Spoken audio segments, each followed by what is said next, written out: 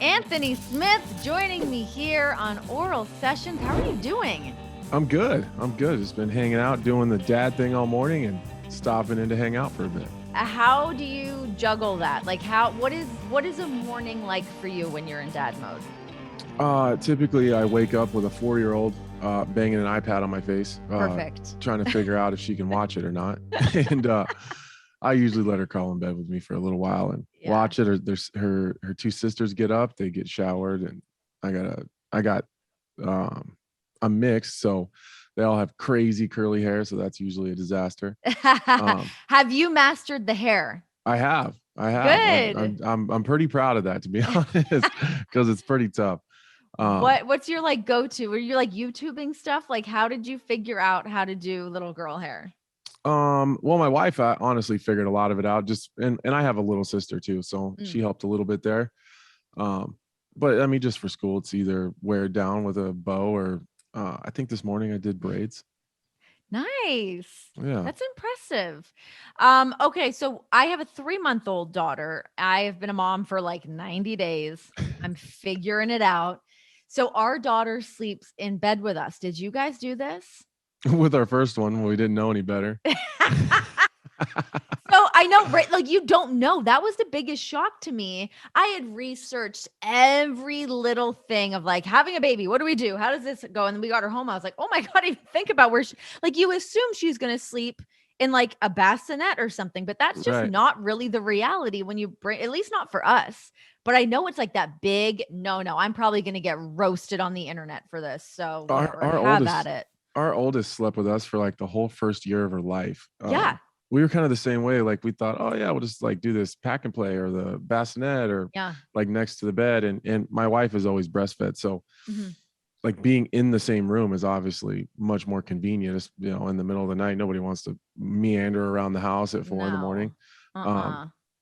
And it just, like you don't really figure the schedule out. So it's easier just to lay with them. And that's just how it worked. Yeah. I think for like the first 3 months or 4 months, I think she slept in like one of those rock and play things that rocks while she's sleeping. Yeah.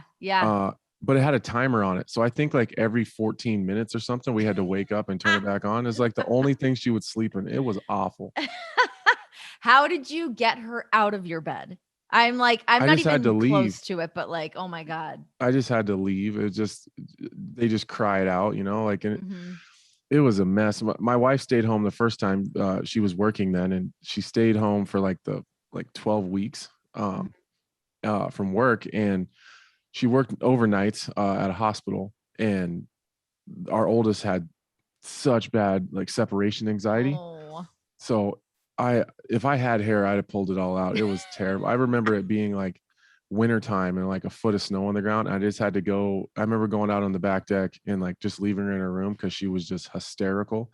I couldn't get her to calm down or anything. So I remember like sitting in like a foot of snow in like shorts and no shirt on and just sat there like, what in the did I do? Like, what did we do? This is I can't really do this. Scary so our daughter did that last night, and same thing, like my daughter's with me a lot of the time. My husband travels wrestling, like he's busy a lot. So my daughter's with me a majority of the time, but he got home last night, passed the baby off to him, and she lost it. Oh yeah. Like lost it to the point that like I had her back and like she was not coming. I think she had gas or like, I don't know what was going on, but I'm walking in the backyard with her. I'm like pacing around the pool. I'm like, my neighbors probably think I'm like pinching my kid.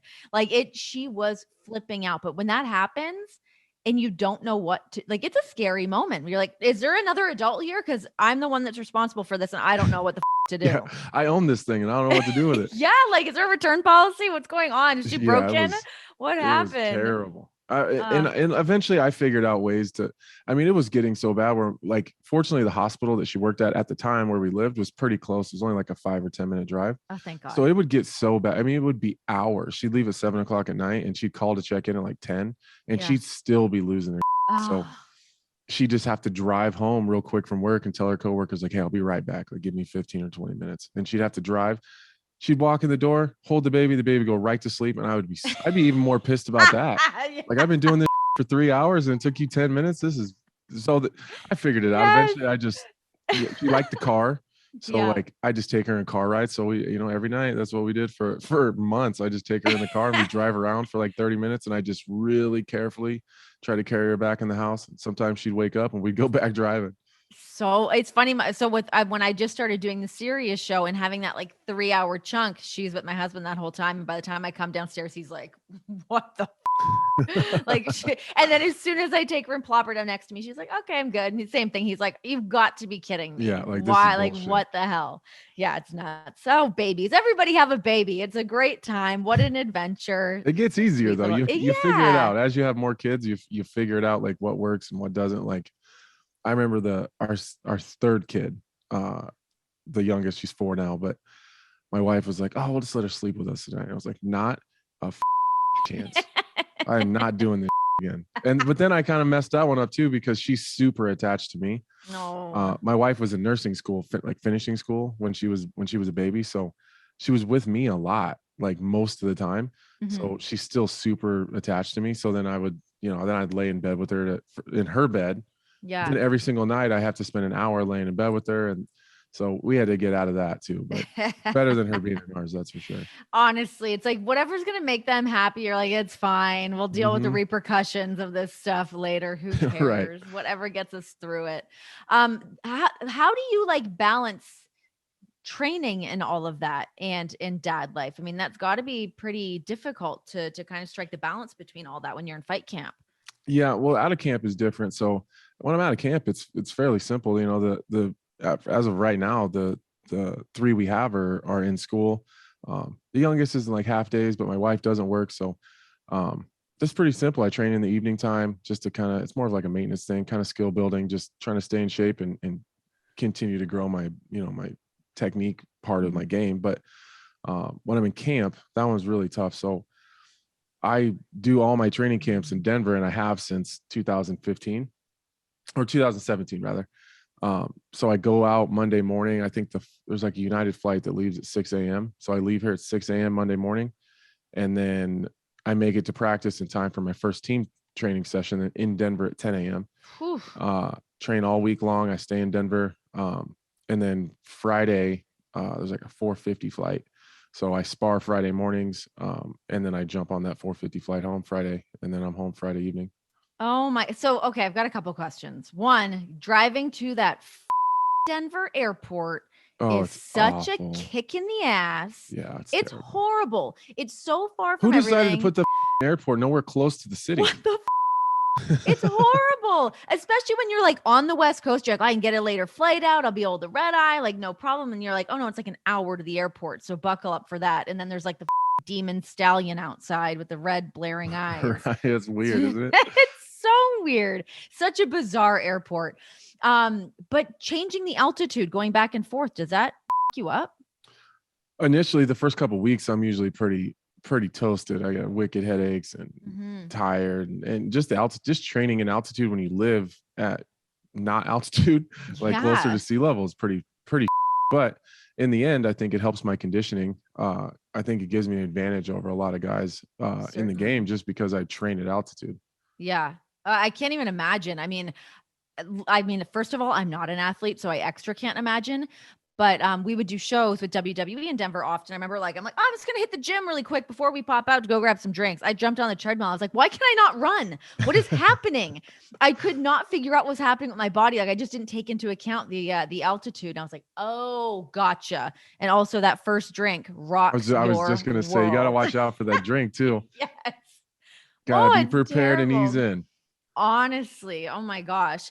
Okay. So I really wanted to have you pop on my podcast because I got to have you pop on Throwing Down with Renee and Misha, our Sirius XM show.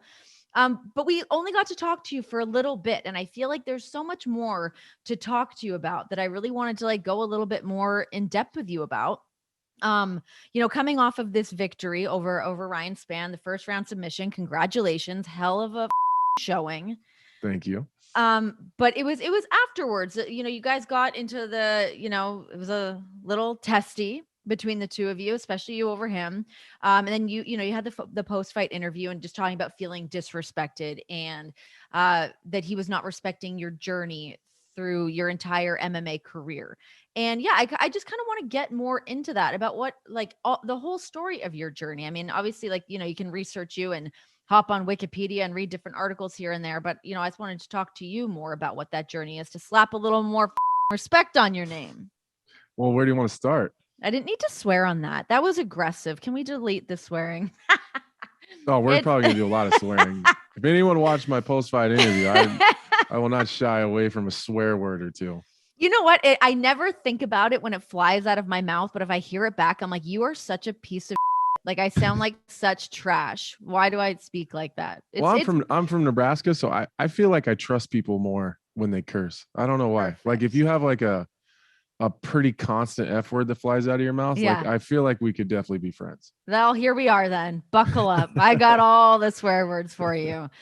Okay, yeah. So I mean, where do we start? I guess at the very beginning, your love of MMA. I mean, for you to step into an octagon or to start training, what was sort of the thing that sparked that for you? That I didn't even have a love for MMA.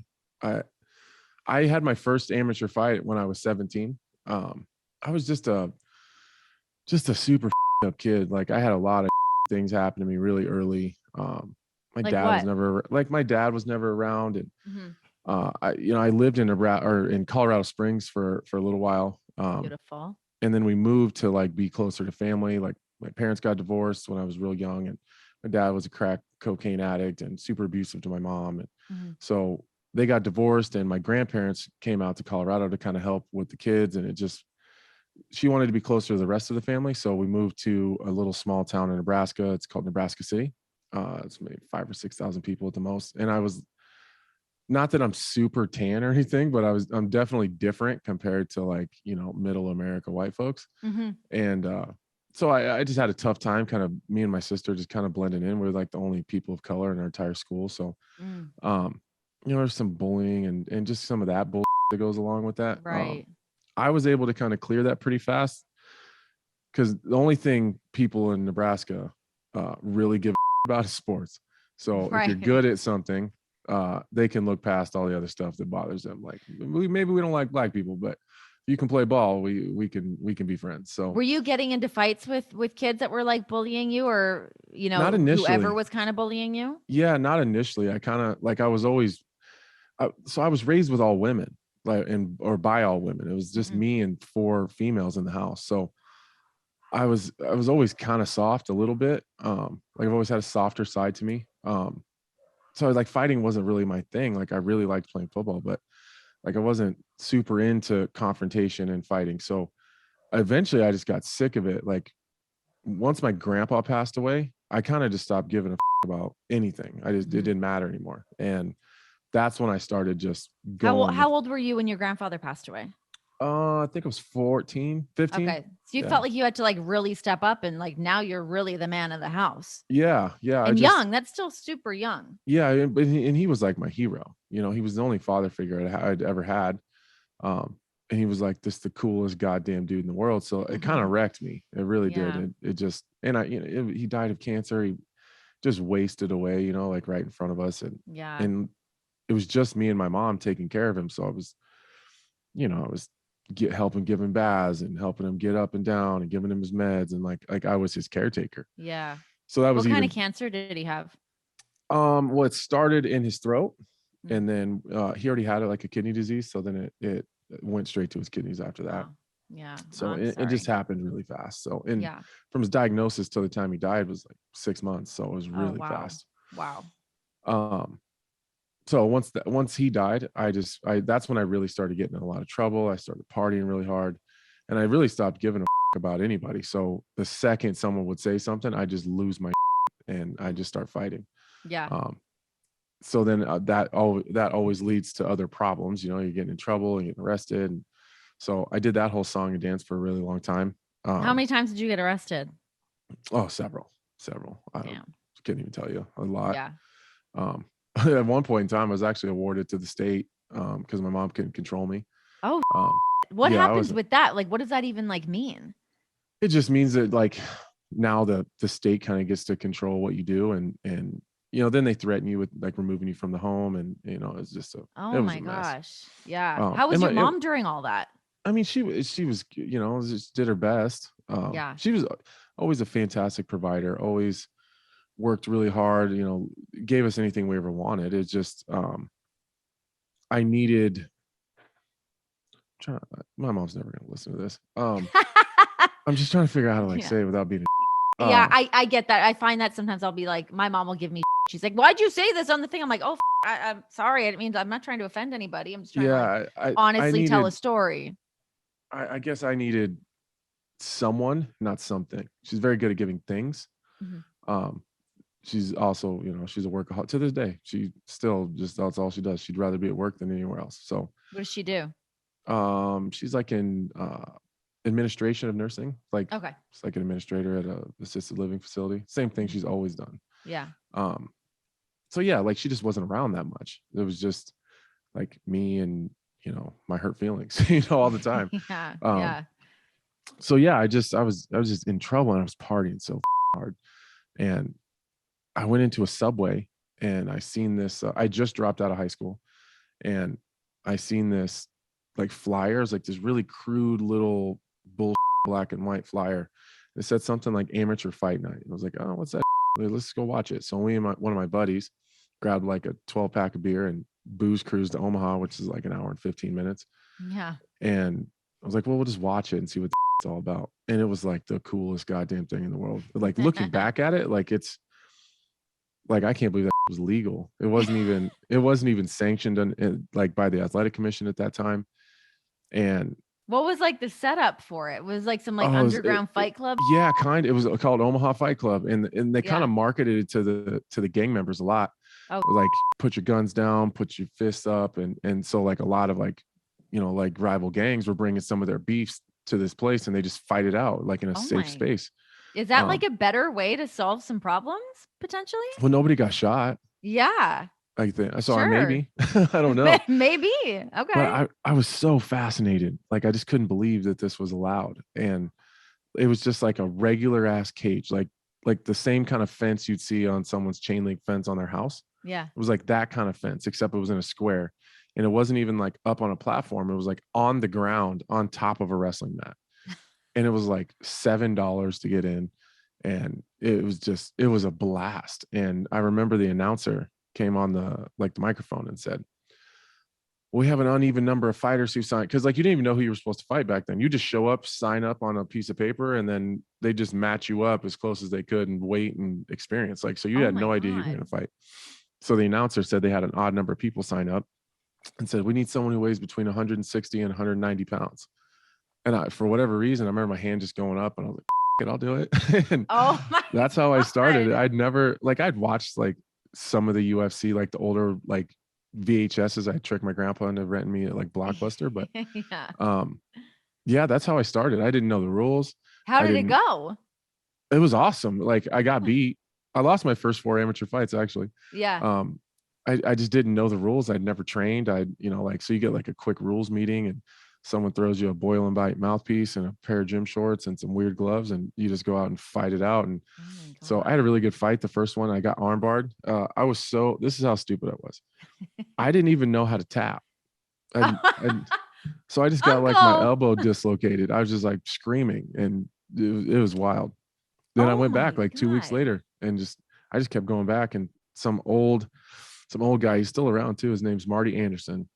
He was like helping run the show at the time, and he said, hey man, I think you got some potential. I kind of run like a small training group out of the back of my house. You want to come check it out?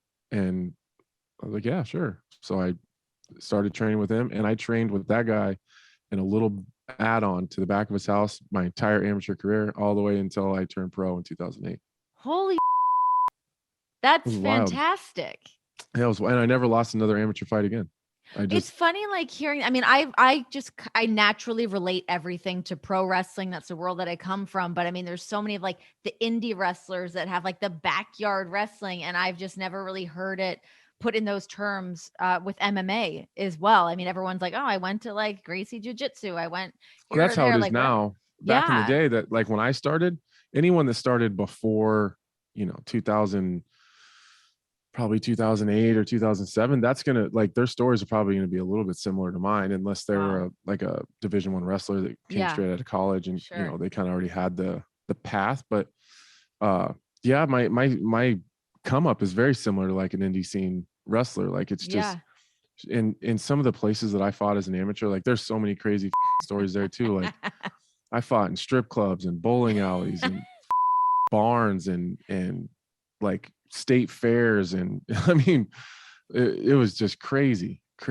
outdoor so events like and like true small carny towns. lifestyle still. 100%. It was nuts. And I even fought a lot of those crazy places, like even after I was a pro. Yeah, like the way I made my money, this is why I got so crazy and I was in all these up places.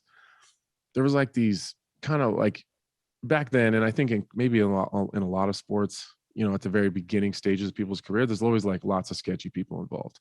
Oh yeah. Whether that's gang affiliates or, there's some, there's like some very similar like mob type ties in a lot of these organizations, because the money has to come from somewhere. So I started making money off the winnings of other people's bets. So, I was winning for a little while, I started getting good, and, these old school gangster dudes, like guys in their 60s, just old ass white guys, would be like, all right, kid, we're going to have you fight this guy in 2 weeks, and I'm going to put $10,000 on you. And like that amount of money to me was like mind blowing. I couldn't even imagine how, like it was so much. Yeah. So then they'd bring some other guy from some other city, and we'd fight. They'd bet on me, and they'd flip me $1,000. And I was, even that amount of money, I thought I was rich. Yeah. So then there'd be a guy in Sioux City, Iowa, that had some title in some bull organization. So they'd be like, all right, we're going to send you to Sioux City. So I'd go up there, they'd bet whatever they bet, and then flip me off, break me off a piece of the winnings. That's how I ended up in the strip club with a bunch of like Asian gang members in Minneapolis, Minnesota. It was nuts. Yeah. And that's how I kind of supported myself, like through my amateur career. That's crazy. It's so fascinating. I mean, there's shady sides to everything, but yeah, like you said, it's like that, like come up, like where's the money coming from? Guess I'll follow wherever. And yeah, I mean, $1,000 then. And they were so cool about it. Like they just paid me and then just said, get the out of here. Like, yeah, they didn't want me to hang out. They didn't want me to be a part of whatever they were a part of. Like, they just broke me off some hundreds and I left. Were there ever some other shady people that did try to get you like involved in some more shady? No, not really. Not really. People, I think it was pretty clear that I was focused on one goal, and I just wanted to win, and I needed some way to fund it. Yeah. And I think that they appreciated that. I didn't ask questions, and they didn't give any information. I didn't give where it came from, as long as it was going in my pocket. Totally. Don't even give me more information. Like we'll just have that transaction be as it is. Yeah. So talking about like your respect, you feeling disrespected, where does your respect aspect come in for the MMA world? I mean, you coming in from the way that you did to just sort of like start to respect the discipline of it and respecting, just the entire business and your skill set coming into it. Like, when did that start to kick in for you? I think it started when I realized how hard it was. Yeah. And that's where the frustration comes. Like the guys these days, and I sound like such an old asshole when I say it like this, but like kids that start doing MMA or that are starting, like guys that are just now getting signed or whatever, like they have no idea how hard it used to be. Like, I joke, but like half the people that are on the UFC roster right now wouldn't have even gotten a look back when I was trying to make it. And it's just, there's so many more opportunities on the roster. There's so many more fights a year. And there's other organizations that will also pay you well. So there's, there's competition with the UFC. Yeah. So I think that's where it started. It was just so goddamn hard to get to the UFC. And, I'd seen so many really good guys get there and not make it and not stay even. They'd go 2 and out and that was it. So I think that's part of it. And I really bought into kind of the martial arts process. Like, you don't treat your training partners bad. You don't, like you see Jake Paul posting videos of him beating the out of training partners. I would never do that. Yeah. Not because I give about what they're seeing. It's like, I would never be that guy just beating training partners for no reason. So it's just a different world these days. Then I guess I came up in. I'm like the youngest guy in the generation that's probably ahead of me. So like I started so young, when I was training with a lot of the guys that were, I wouldn't say significantly older than me, but guys that are getting close to their 40s now, and I'm only 33. Those are the guys that were like my main training partners. So I think I just hold that, Chael Sonnen type of mentality. And it's just, I don't know. It's definitely different than the people are nowadays. So I guess I do feel like the old guy, like talking about young whippersnappers, and I try not to do that. Vet. Yeah, I'm the grizzled old guy now. What was your family's reaction? I mean, like you said, being raised by all women, always surrounded by all women, to you sort of stepping into this, not only, I mean, even just doing it as a hobby to start, and then to start making money. And now it's your career. It's always been your career. I mean, did they think that it was going to go that way? Well, I don't know what they thought, how they thought it was going to go. My mom loved it though. She thought it was, and I think I think solely because I had a focus. Because the second I met Marty Anderson, my whole life changed. I had something to focus on. So like every single day, I drove an hour and 15 minutes one way to go train with Marty. So like everything I did was like scheduled around that. Like no matter what, that's the one thing I'm doing every single day. Yeah. So she helped me out a lot. As soon as I turned 18, I moved to Omaha, and she helped me get a place, and not like I was working or making a ton of money fighting. So, and eventually later on I had to work because I started having kids and wasn't in the UFC yet. But yeah. So she helped me keep an apartment and kind of help fund some of the stuff that I was doing to try to just get better. But she did that because I think she seen, I guess, how focused I was, and I don't think she cared what it was. It just wasn't partying and getting in trouble and going to jail and all the stupid shit I was doing. Yeah. No, for sure. I mean, put your focus on something and make happen. Yeah. I think something that's interesting that you said too is like the amount of time that you've been putting into your career and constantly pouring that time in, that you could be a surgeon at this point. It's like, yeah, it's not some overnight success. Obviously, it's like you've had so many different moments and peaks and valleys throughout your career. What keeps you on track to stay consistently focused like that? Well, I mean, obviously my family for sure. They keep me focused and at least goal oriented on things that I want to give other people. If that makes any sense. But honestly, it's just the world title. That's it. Like once I win it, I'll probably just say, F it. I'm done. Like it's the only thing that I haven't done yet. I've done the main events. I've gotten the bonuses. I made the money. I've kind of carved out other niches and places of business and broadcasting and like I got a lot of other I could do, but I just can't get this world title out of my head. It's all I want. It literally keeps me up at night. What are like, how do you get there? What do you need to check off to be able to get there for Dana White to make this happen? I think I just need one more win. I think that's where we're at now. Yeah. Alexander Rakic is obviously willing. It's a rematch for me that I really wanted anyways. What's the status of your knee? You said you had to get your knee checked, right? Yes. It's attached still. Good. They haven't cut it off yet, so we're good. Good. We're still going through the process. We'll see. See what's gonna happen. Hell yeah. What were some of the regular jobs that you were doing while staying focused on MMA? Like when you weren't making the money that you're making now? So I've on and off. I used to always bounce at bars, like work the door at a bar, check IDs, throw people out. It's the worst job on planet Earth. But for a long time I was a concrete finisher. I did that from about the time my oldest was born, so like 2011, until I hit my first bonus in the UFC. So like my third or fourth fight in the UFC, I was still working. Damn. So working full-time, training full-time, fighting in the UFC with kids. What is sort of your stance on the way fighters are paid? How much fighters are paid? Do you? You're trying to get me in trouble. Am I trying to get you in trouble? I don't know. It's the same thing in professional wrestling too. I think where it's like it kind of all falls under the same umbrella in terms of like, there's no unionization and there's so Right. many X, Y, and Z, blah, Right. blah, blah. Everybody's And mad. nobody wants to, I either can people are mad only, about it or they don't want to talk about it at all. right. I can only, I do talk about it sometimes, but anytime I talk about it, people are just like, oh yeah, it's just being the company guy. Like, I can only speak about fighter pay from my own perspective. I'm pretty well taken care of. So like, that's the problem, is it's the guys that aren't paid really well that maybe haven't been in the sport or in the UFC that long, or not crazy popular. Like, those are the guys that are obviously pretty pissed about it.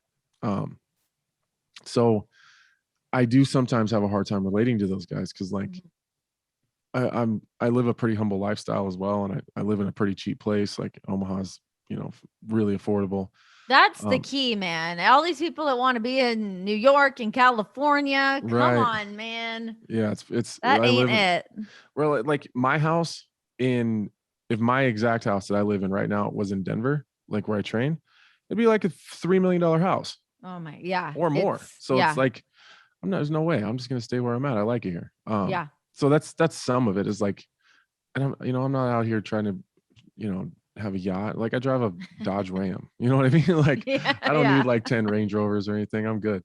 But I feel like you and my husband would be good friends. That was like the first thing when he wuld, like, he went out and bought a Dodge Ram and he's like, I can go buy a car. Oh my God. Yeah. Like, I just don't need, that's not my lifestyle. Like, I'm kind of I'm a small town kind of country guy, but so that's part of it. So like, I make way more than I ever thought I was ever going to make.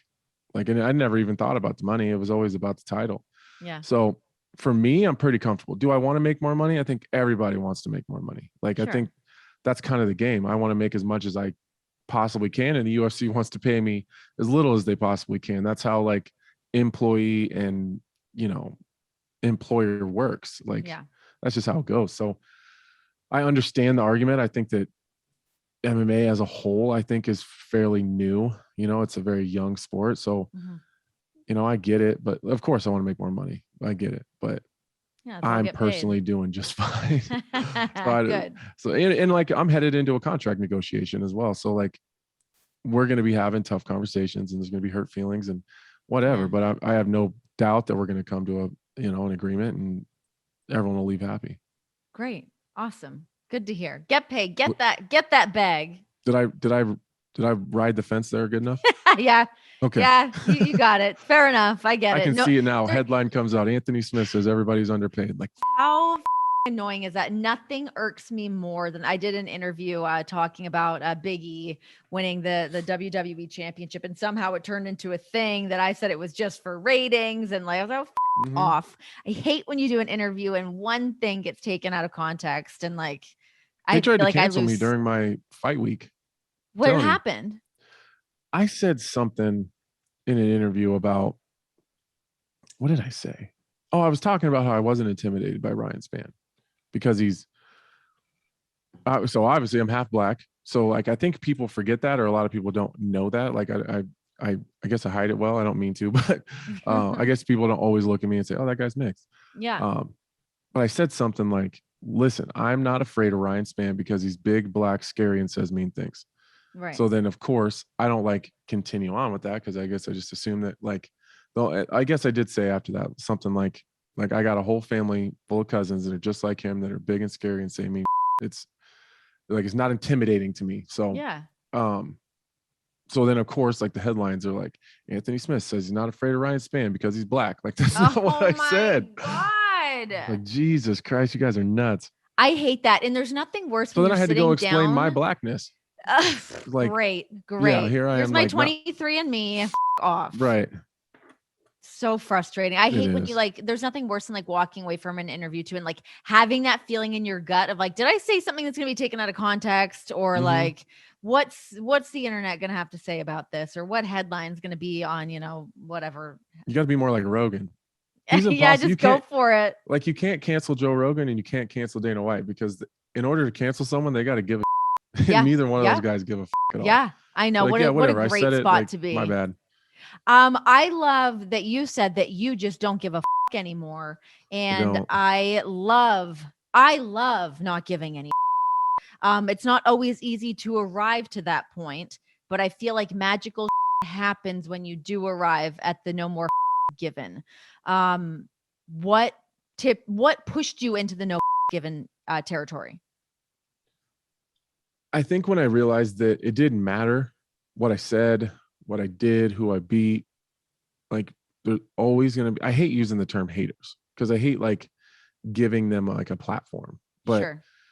the people that are just always talking and they always like, I've actually gone back. Wasn't even that long ago, but someone told me one time, like, the same people that were talking about you, at this point are the same people that are now singing your praises. Mm-hmm. So then like, you can actually go back if like everyone, like I'm sure you can probably like relate to this. Sometimes you'll catch like similar, like the same screen name or the same handle. Oh, yeah. You're like, God damn, this dude's always talking shit. Yeah. Like, so if you catch one of those, if you like really scroll back, like you can probably find a time where they were not talking. They're like, oh my God, Anthony Smith's the best light heavyweight in the world. And then like 6 months later, you like take a loss or like have a tough fight or whatever. And they're like, this guy, I always knew he sucked. And you're like, that's when I realized like, these people don't even know what they want. Like 100%. They want me to, there was, like I said in the interview, like when I was beating the legends kind of that were before me, the former champions, the Hall of Famers, when I was finishing those guys, it was always like, oh, they're too old. They just, Anthony's just younger and faster and stronger. Like he's not that good. He's just younger. So then I beat the people in my own generation and they're like, well, I don't know if he can beat the young up and comers. And then you beat the young up and comers and they're like, oh, they're not good enough for experience. So then we just circled right back to now I got to go beat the legends. Like, when I realized that there's no winning. Like you're never going to make everybody happy. You can't make a group of people happy that don't actually know what they want.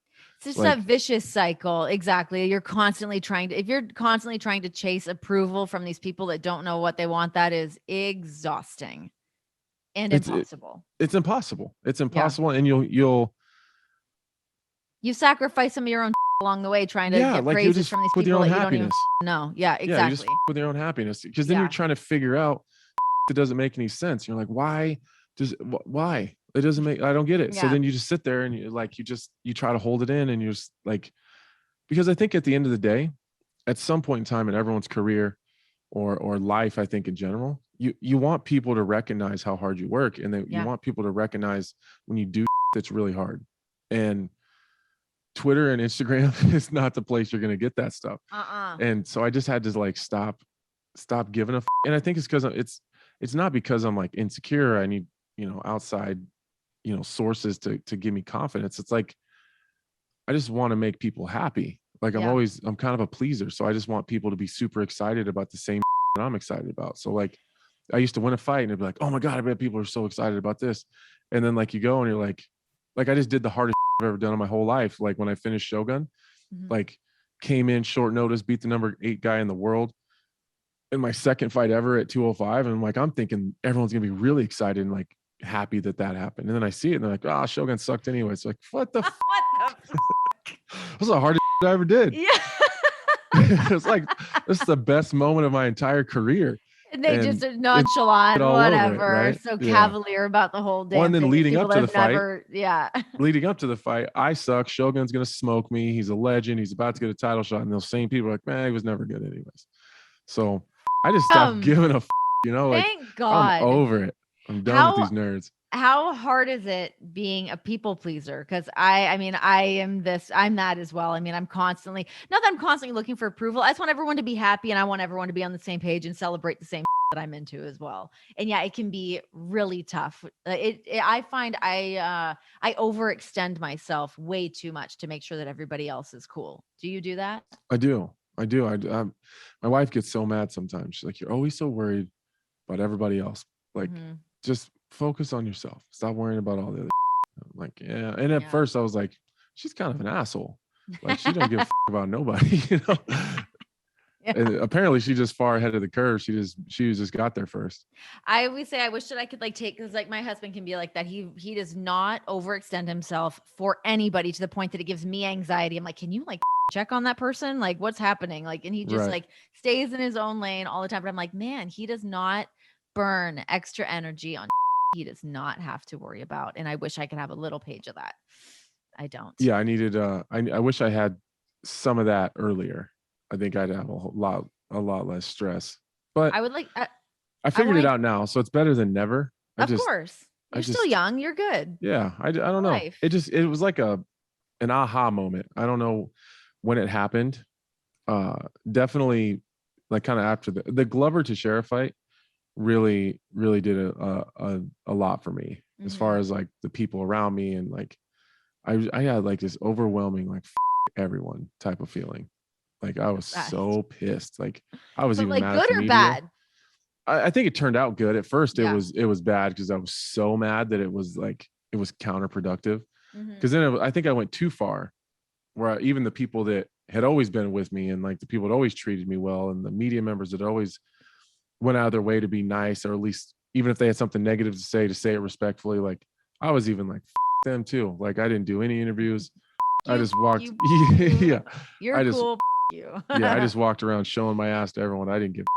So I had to come back a little bit from that, but because I was so bitter, I just felt so betrayed. But I think I found a healthy middle ground. Good. Hell yeah. Good. I mean, it's great to be able to watch you in this space. I mean, especially coming off of this victory, and everything is looking fantastic for you. Which is obviously great. But your broadcasting career, where do we go from here? What are your goals within the broadcasting world? Because everyone sings your praises. I didn't want to be a broadcaster either. It was never the plan. Who brought that your way? It was another one of those accidents. I just fell into it I had no aspirations or dreams, or I didn't even know that was an option. I thought those people had like degrees and were super smart, and like I didn't even know that was like a direction I could go. Yeah. It's kind of a long story, so I'll shorten it up as much as I can. But when I fought Shogun in Germany, there was a like a fighter meeting that we have with the broadcasters that are calling that fight live. And it was Dan Hardy. And I was such a big Dan Hardy fan. I was like the biggest Dan Hardy fan. And he just retired from his heart issue. And Jesus Christ, they were for real. Sorry, they're mowing right outside my window. I can't hear it. I can't hear it at all. Perfect. So Dan was calling the fight. So we just got into talking about fights. I was so excited just to talk about fights with Dan Hardy. I didn't even talk to him about mine. That was the whole idea, is that they want to see like, what's your game plan? How do you see this fight? Like how are you guys approaching this? But we didn't even talk about mine. I just wanted to talk to him about just the sport in general. And so the producers got like, at the end, they're like, all right, guys, that was fantastic, but you guys didn't get anything accomplished there. So they started adding this thing called, it was like the Lion's Den on every one of my fights after that. So even on events that Dan wasn't working, they'd fly Dan in if I was the main event, and they just put 2 chairs, 2 microphones, 1 camera, and just put it out on Facebook Live. And me and Dan would just talk about fights. That's it. Great. For like 45 minutes. And so they added that to my media schedule. So then Dan Hardy had a show on Sirius XM, and he was with RJ. So every Tuesday after a pay-per-view, Dan started bringing me on, and we called it the Lion's Den. And we would talk about like, the main event and co-main event from the previous weekend, and kind of like where the winners and losers go from there. So Dan started getting super busy with his own kind of media side, and then so they asked me if I wanted to take over Dan's show on Sirius XM. So that's kind of how that started. I was like, I had no idea. I didn't know about radio. I don't know about radio. I've done 2 shows. I don't know what the I'm doing on radio. I've always done TV. I'd never even listened to Sirius XM before. I'd never even listened to the show. So, and then John Jones was fighting. I was getting ready to fight John Jones, or at least I was moving in that direction. And Jones and Gustafsson were fighting their second fight. We're fighting in LA. And like 2 weeks before, the UFC called and said, hey, this is kind of attached to you. This is your division. You're likely going to fight the winner. Do you want to work the desk? I was like, no. Like, no thanks. I was so scared, but like in my head, I said no. But for whatever reason, I was like, yeah, I'd love to. And I was like, what the are you doing? You don't know about working the desk. Who else was on that broadcast with you? If it wasn't for goddamn Michael Bisping, Michael Bisping saved my ass. But it was me, Michael Bisping, Kenny Florian, and Karen Bryant. I didn't know about. I had no idea what I was doing. I was so terrified. I remember being in like the producers meeting, and like I thought they were speaking another language. I didn't understand. They were handing me formats and like with bumps and breaks and like I was like features and like I just like it could have damn well been Spanish. I had no idea what it said. I was so scared, and Michael really helped me out. He saved my ass a couple times. He's fantastic. I really enjoy him as a broadcaster. He's so good. He's and so I good. Feel like he almost ruined it though, because he got me and my wife blackout drunk the night before at the hotel bar. Oh God, it was terrible. It was it was bad. Don't trust the Brits around the bar. They'll shut it down. Never. But then it just kind of spiraled from there. Like they brought me back. They apparently didn't hate me, and I just started getting better. And now I'm kind of the veteran. So like I feel like I do a better job than Bisping did of preparing like the new guy that they bring in, you know, like getting drunk at the bar isn't really the way. Yeah, I'm not getting them drunk at the bar before. And I'm like, I explain the format if they don't understand it, or help them highlight the shit that actually matters. Cause they hand me a format, there's like 7 things on there that actually pertain to me. So but I have this whole like pamphlet of and they're like, this is so much information. I don't even know what it is. There's like 7 or 8 things on there that actually are for you. And then the next person has 7 or 8 things. It's like, it's not like one person has to handle this entire format. So totally. And then just kind of explaining the flow and like, what do you do if you get in trouble, or like, it's like sometimes even the wording that they use, it's really hard to have a conversation while someone's in your ear talking to you as well. Sure.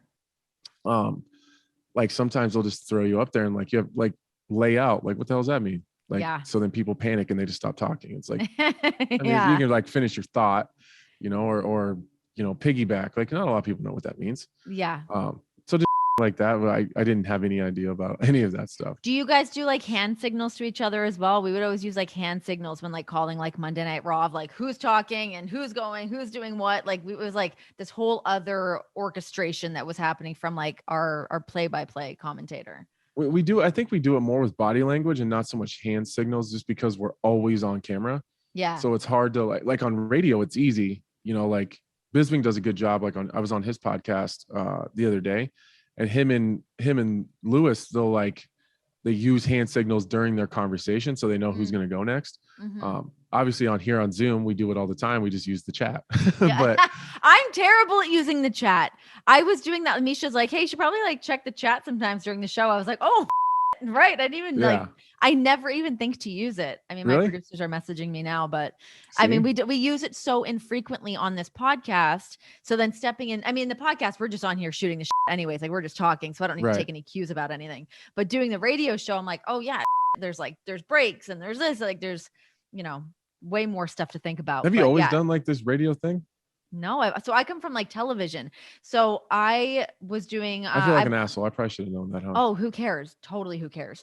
No, I worked for WWE. So I worked for them the last 8 years. Right. But I was the first female commentator to like step into WWE, called Monday Night Raw. Hosted all of their like kickoff shows. For panels fun and fact. All that stuff. Me and Rey Mysterio are like big fans of each other. Really? Yeah, it's really cool. He sent me He sent you a mask? Yeah, I have a bunch of his masks. Every time he sends me one of those Roots of Fight jackets, he sends me the signed mask too that matches it. Did he give you like one of his Louis Vuitton masks yet, or is I didn't get one of the Louis Vuitton. Out on those ones? I didn't know that was an option, but I will be sending him a text as soon as it's over. I didn't know the Louis Vuitton ones were an option. He's like the king of Louis Vuitton. I think he like owns a Louis Vuitton. He's got everything. Yeah. Like his lawyer, and then my old manager were friends. So then I got really tight with his lawyer.